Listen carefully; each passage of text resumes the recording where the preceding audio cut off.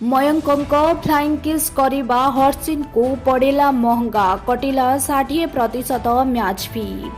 IPL 2024 रे Kolkata night Riders ठारू Sunrisers Hyderabad मात्र 4 रन रे पराजय ग्रहण करिछि।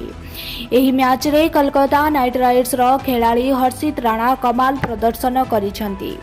से शेष ओभर रे 13 रन डिफेंड करी कोलकाता को विजय देइछंती। किंतु एही मैच रे हर्षित राणांको दुईटी भूल जोगु जरिमाना लागिछि। हर्षित राणांको उपरे आईपीएल आचार संहिता उल्लंघन करिबा पई मैच फी रो 60% जरिमाना लागिछि। आईपीएल आचार संहिता अनुच्छेद 2.5 अनुसार गोटे किंबा दुईटी अपराध करंतु सेथिपाई मैच रो 10% एवं 50% जरिमाना लागिबो। जेहेतु हर्षित दुईटी भूल करिसंती सेथिपाई तांकर 60% मैच फी जरिमाना लागिछि।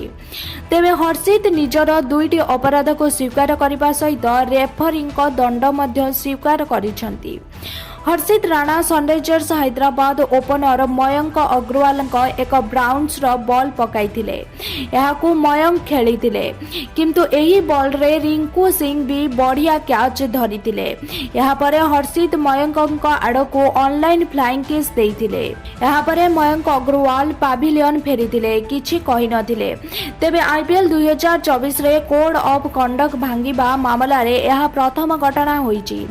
कोलकाता नाइट राइडर्स हर्षित राणा एहार शिकार होइतिबा बेले तांको मैच फी रो 60% जरिमाना लागू होईछि।